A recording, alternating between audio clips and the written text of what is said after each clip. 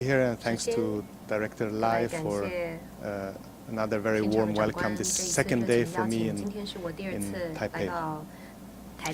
And this morning I already checked in for my flight tomorrow morning, so I'm ready to go back to Europe.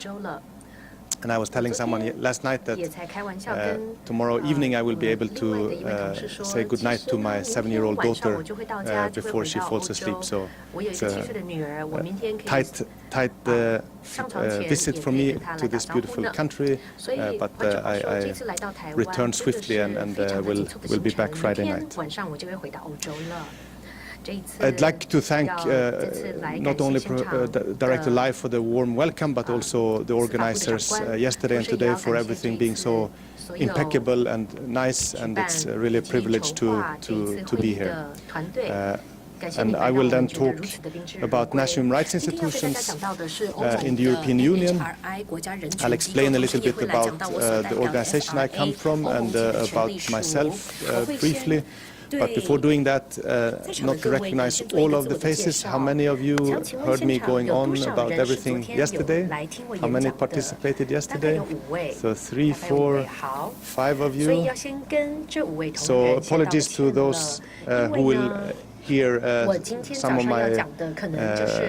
of the things I've said yesterday, but at least I will be much briefer today. So I will not bore you too much. What I will do is basically and now I need to ask the organizers if I could change the slides a little bit. Could I replace the slides with a new set? Sorry. It's called Taipei NHRI. And what I'd like to talk about is, as I said a little bit already, the work that I do, the organization that I work for, which is in a way a national human rights institution for the European Union. I'd like to talk about the national human rights institutions in the European Union member states, of course, focusing on the A status NHRIs, so those that have been accredited to be in compliance with the Paris Principles. And I'll go through quite some detail through these 18 institutions, their benefits, examples of good practices, and the critique that they've also received and the threats that some of them face. Thank you so much. Thank you. So I'd like to share with you the situation in the European Union in terms of good things, bad things, and conclude with a few lessons learned. And all of it is, I have not at all any significant knowledge about Taiwan or the situation that you have here, but I've read a little bit and I've understood a little bit. And I understood even more about the control UN, thanks to Mr. Lin yesterday, who explained a few things to me, which was very helpful. So I will not speak to your situation. That's your cup of tea. That's your thing to do, to reflect on that and to do the analysis. But what I've tried to do is to adapt what I say to what I think your reality is. So I hope what I will present is useful for you, and what I will conclude, I think, is also very much relevant for the situation in Taiwan.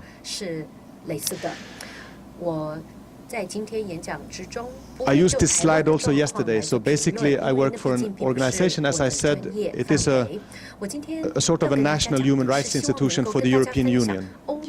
European Union has the 28 EU member states, and we're still 28, even though there's some movements in a particular country.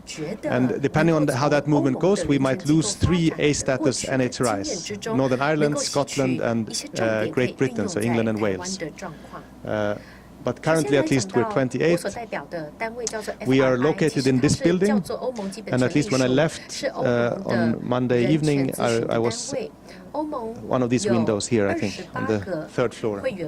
It's an old, beautiful building, typical Viennese building.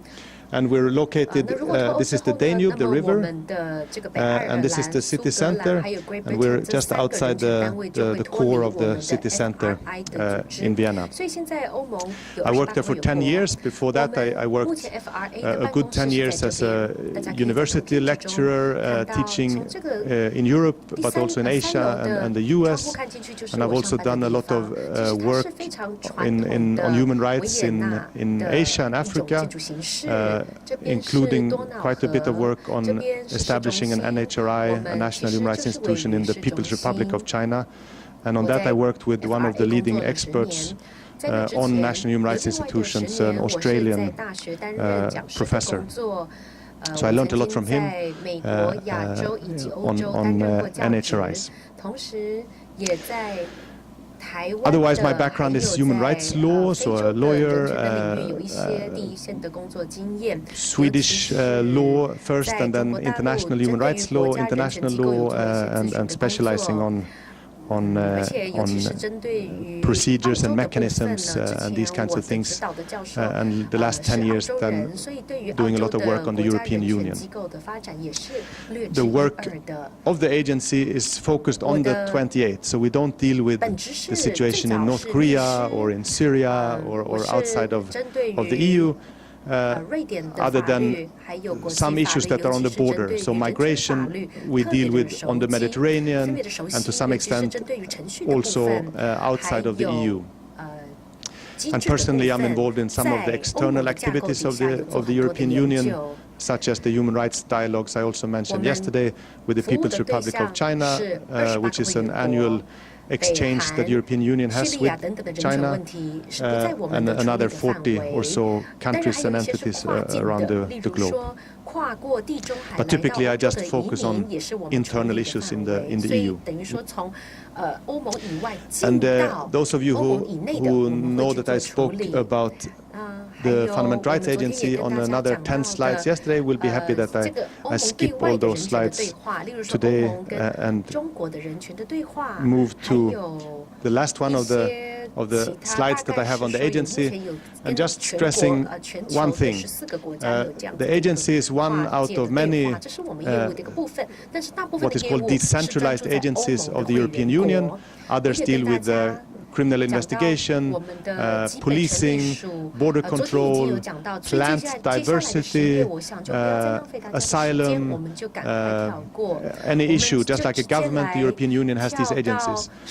One thing that distinguishes our agency, or my agency, is that in the founding regulations, so the EU law that establishes this entity, the Paris Principles is referenced. And for those of you, if anyone is not familiar with the Paris Principles, this is the 1991 adopted document approved by the General Assembly in 1993 that talks about accreditation, or talks about effectiveness and independence of national human rights institutions. So also the agency where I work makes reference to the Paris Principles, stressing that we have to have independence in our advice to the EU institutions and the member states. And that is also reflected in the nature of the management board. So all the EU agencies has a management board where the members of the management board are appointed by the 28 governments, so one from each government. In our case, they are appointed by the governments, but appointed to serve in their individual capacity. So typically they, and that's what the law also prescribes, they should typically be heads of national human rights institutions, or senior roles similar to that, or former, or could also be current Supreme Court justices or persons with that kind of an experience. So our management board should not be government representatives, it should be persons with independence and typically heads of NHRIs. So you could also see the Fundamental Rights Agency as a supra-NHRI with the representatives from NHRIs in the member states. We also have on our management board representatives from the European Commission, which makes, if we would be accredited under the Paris Principles, we would have a problem getting A status because of that and a couple of other issues. So I guess we would get B status if we would be monitored. or assessed. We also have a person who is independent, who is appointed by the Council of Europe.